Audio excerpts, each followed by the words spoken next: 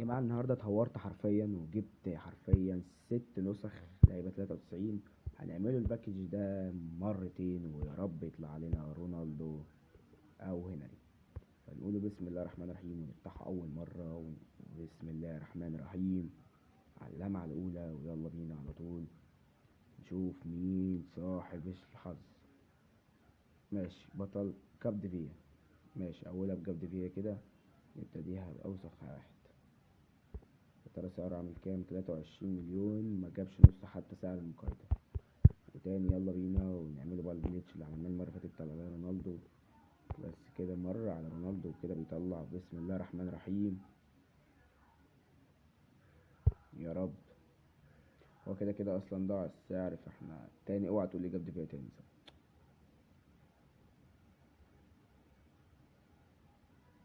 يعني انت مقتنع باللي انت بتعمله ده يا جماعة؟